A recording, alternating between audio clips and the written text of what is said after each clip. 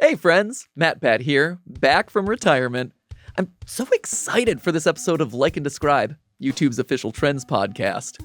You see, today we're talking about anime. Now, I'm not an expert on this topic, but I have seen my fair share of anime over the years. And like so many others, I'm absolutely hooked on the genre. I got started with Sailor Moon and Dragon Ball Z on Toonami, and then I got to all the biggest hits like Death Note and Full Metal Alchemist, and as many of you know, I've made more than my fair share of anime theory videos. The anime community, based on the style of animation that originated in Japan, it's existed on YouTube since online video's earliest days. Content's evolved over the years from creator reviews of anime shows to nowadays almost every genre available. Music, art, fashion, and just so many more. Creators are making original anime music videos, fan animations, even recreations of popular food dishes from anime series. The overall result of all of this fan expression online is that anime is becoming bigger and more global than ever before, with creators around the world all taking part. Now, obviously, this topic is huge. I mean, we could have an entire podcast series just about anime and YouTube. So today we're instead focusing on a fan community that, honestly, deserves way more recognition. We're doing a deep dive into the ways that Black creators on YouTube have helped to spread anime into mainstream culture and continue to push the fandom forward. We're joined by three amazing guests today. You might remember Earnest Pettie, returning friend of the podcast. Earnest is a trends expert at YouTube and longtime anime fan.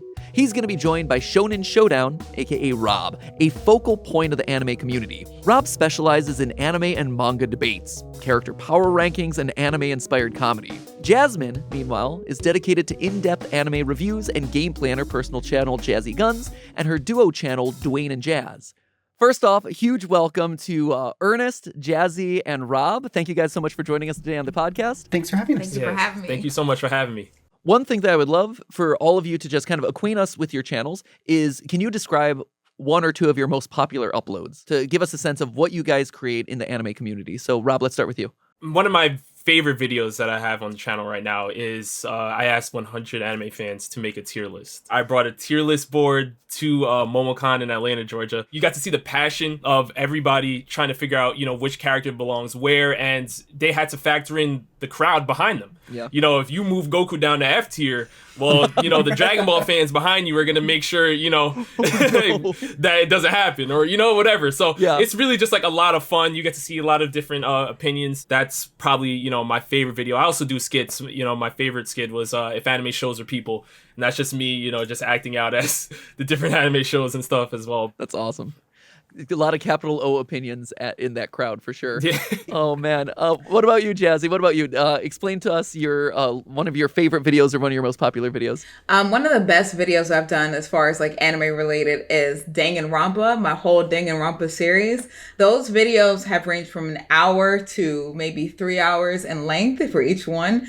And I love that series because I'm a big overthinker, okay? So like when it comes to games where I have to be a detective and figure out who killed who based on what evidence, and I'll be like, oh, I think this person did it. And then like I would have no evidence, and then maybe 2 hours in the next gameplay, then that's when it'll show me. I'll be like, yes, I've been saying it since the beginning. This is the person. And then they're like, how are you guessing the killer based off of like nothing? Theorist respecting theorist, like, right? You just had it, the overthinkers. Yep. I'm like, I got that. I also love that you were like, oh, I would solve it, and then 5 hours later, like it's revealed, because that's how that game operates. It's just like such extended periods of time. Yes. It's wild. Real quick, just to set the scene here, Ernest, could you give us some quick stats or an overview of kind of what the anime scene on YouTube looks like?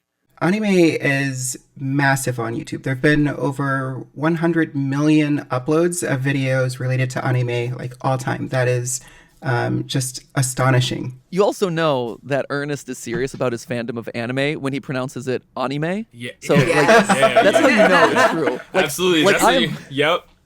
I am but a casual in this world. I'm anime, but the anime is that's the true when you level up in this world. I think in addition to that, it's the global expansion of anime that you see in our data. So 80% of the views related to anime on YouTube are coming from outside of Japan and primarily the United States. And that's where you start to really see I would say, the impact of Black creators, because a ton of US-based Black creators who are really essential to this space on YouTube. Definitely our present guests included in this set, but also people like Caleb City, RDC World, and SSJK 9K, and King Vader, who was basically making mini movies on YouTube that were adaptations of anime. So just essential culture being driven by Black creators on YouTube. Mm-hmm. And so when you say that it's Black creators specifically, are they over-indexing relative to other demographics? Is that what I'm understanding correctly? Yeah, and that's reflective of the over-indexing of Black fans on anime in general. So Polygon recently did a survey where they collected a lot of data about fandom of anime in general. And they found that Black Americans over the age of 18 accounted for 17% of the anime fan audience, and that's relative to the 13% that they comprised of the general population. So you're already over-indexing there. But then when you go younger, like when you narrow it just to Gen Z, then we're up to 23% compared to just being like 14% of that population. So as you can see, this cohort of black anime fans are really, really like overly consuming and contributing to the culture. That's really interesting. So I guess tossing it over to Rob and Jazzy then, is that surprising to either of you? Does that make sense? I'd be curious to get your take as people who are a part of that community. I'm kind of happy that that's happening, actually, because back in the day, we know that like me and my brother, like we loved anime and video games and things like that. And those were the things that would get you bullied in school back when we were like in elementary school. And I think it helps with like the amount of creators that came out and are making content, just like Rob does, and RDC and King Vader and Caleb City and everything like that, that makes it show that like we are able to consume this type of media and it's fine. Like you don't have to be labeled a nerd for it. You don't have to be bullied for it. Like this is something cool that we like and we're embracing it. So I'm actually glad that more people are coming out showing their love for anime and not being afraid to show it. Mm-hmm. If we go into even a genre of music called nerdcore, I have some friends that, they make anime rap. Yep, they're great. It's insane how many people, find out different ways to celebrate anime. I know people that cook the foods that are in anime shows. I know people that are insane cosplayers down to, getting 3D printers and putting stuff together. It's insane. 100%. Actually, and I'd love to toss it over to Ernest then. Rob brings up some really good other genres within this kind of massive genre of anime that creators are leaning into. What else are you seeing on YouTube's end as far as like how people are translating anime into the world of online video? People are taking whatever their ancillary interests are, whether it's photography, cooking, making miniatures, whatever other thing it is that they're interested in, and they're expressing their fandom of anime through that. And so what that's leading to is it's leading to all of these little interesting pockets, these sub-pockets of content and communities that exist within the anime fandom on YouTube. And I think, Jazzy, you brought it up really well, which is anime has really crossed over into a mainstream entertainment medium in a way that it hasn't existed for decades. And nowadays you have Michael B. Jordan coming out and saying like, hey, here are my top 5 favorite anime of last year. You have Megan Thee Stallion coming out and performing as Sailor Moon. Where did anime kind of convert over into niche interests that you're getting bullied for to, hey, this is now just a mainstream entertainment juggernaut that is taking the world by storm? I think one of the most interesting things about the way that Black creators in particular are helping to mainstream anime in our culture is the way that they make the content relevant to their cultures. So when you have like back in the day when King Vader was doing his different animes in the hood, he's recontextualizing anime in a way that makes it relevant to people from his community. You don't necessarily have to have started with a deep knowledge of anime to appreciate the kinds of jokes that he's telling and the kind of of world that he's building through that adaptation. That's one role that Black creators play. And then the other role is just visibility, like just representation.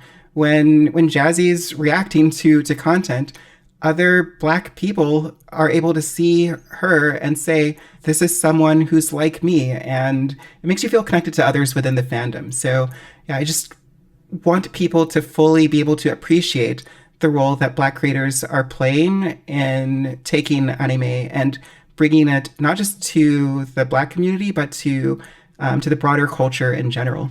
So I'd be curious then, what was the transition point for you from being fans of anime and consumers of anime into content creators around anime?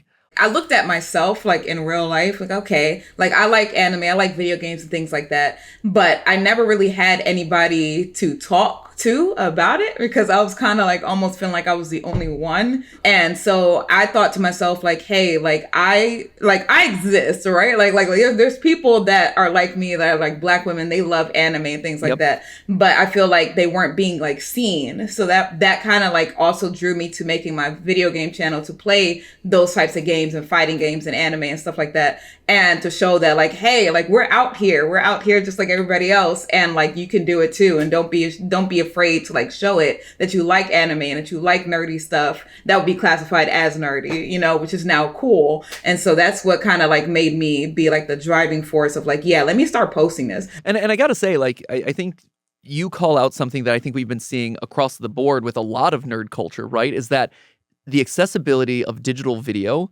and the existence of platforms like YouTube have mainstreamed a lot of geek culture, right? You know, it showed people that, hey, everyone really loves being a gamer and loves playing video games. But like you said, maybe in your immediate vicinity, you didn't know who those fans were. And maybe it was taboo to talk about. Maybe, you know, it wasn't popular in your area, but there was a mass quantity of people who were out there. You just needed a way to find them and connect with them. And you have now created a little hub and a little community around yourself in celebration of this collective love of anime, which is, I think that's beautiful. I think it's awesome.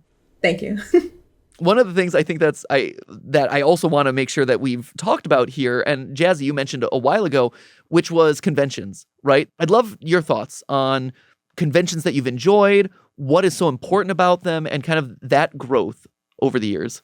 There's one that always happens each year, and I'm glad to be a part of it, which is DreamCon, ran by RDC World. And they have, to me, one of the best cons ever that I have ever experienced. Not only because it heavily has like a Black community surrounded by it, but it's also ran by, you know, Black community members, Black YouTubers that they started off making skits about anime and things like that and making jokes about it. And it's turned into like this big successful con that we could all like dress up and be in anime together and also have our culture connected to it. Big shout outs to them. Just have to say that. So cool. That's really awesome. How about you, Rob? Are you much of a con head? Yeah, I've been going to a lot of cons. Everything that Jazzy said about DreamCon is right on the money. It's an amazing con. Everyone has a great time there.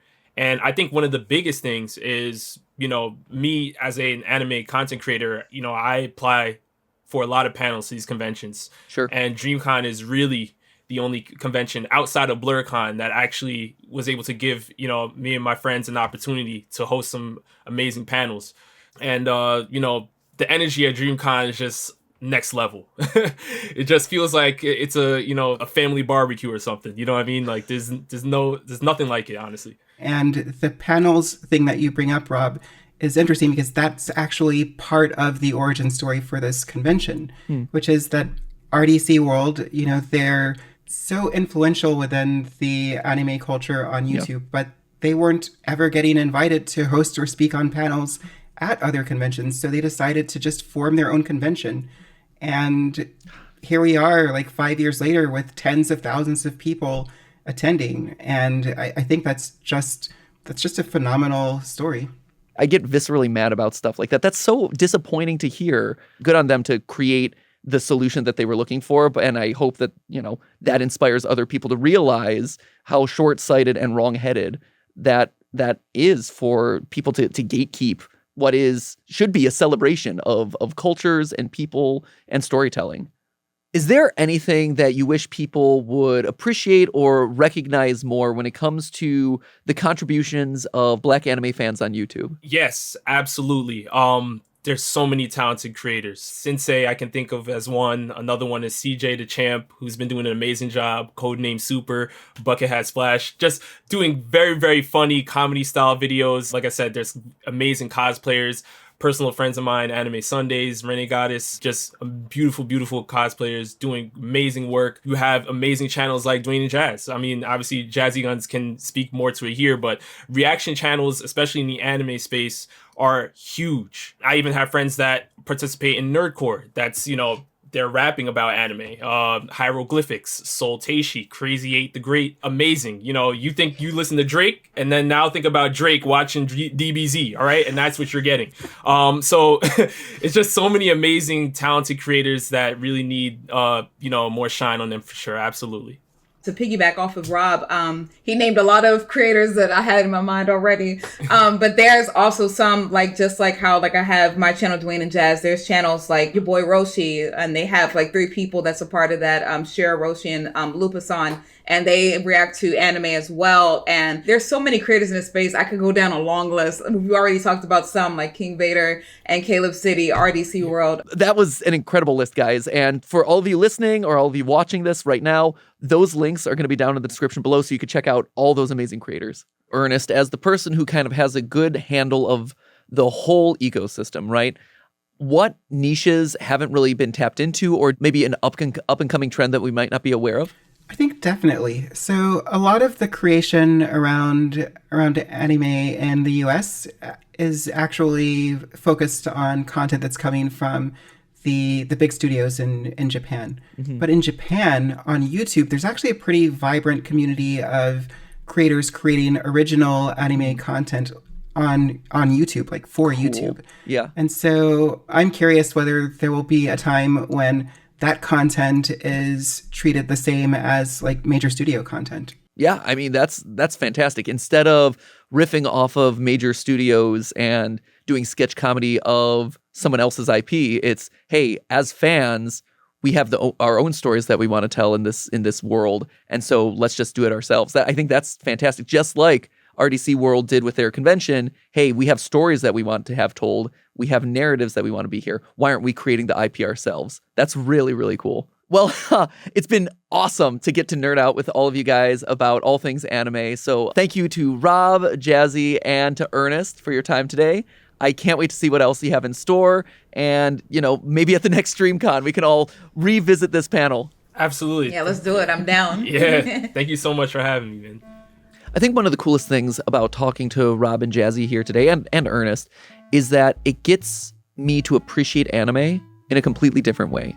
That's one of the most beautiful things about digital video in general, right?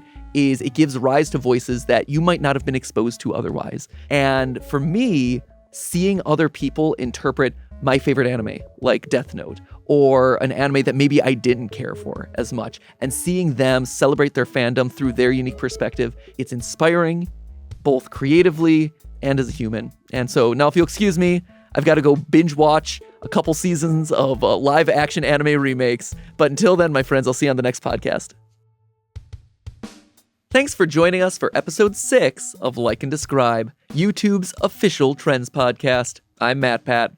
You can find out more about Like and Describe at yt.be/likedescribe. That's yt.be/likedescribe. You can find links to all of the creators and videos that we referenced today in the episode's description. Like and Describe is produced by Joe Sabia, Greg Gordon, Emily Shaw, Sam Weiser, Grace Lawson, Amanda Olszewski, Jake Wright, Earnest Pettie, and Maddie Buxton. Video editing by Karen Rivas. Graphics by Louis Hamway. Our theme song is by Megan Bagala. I'll see you next time.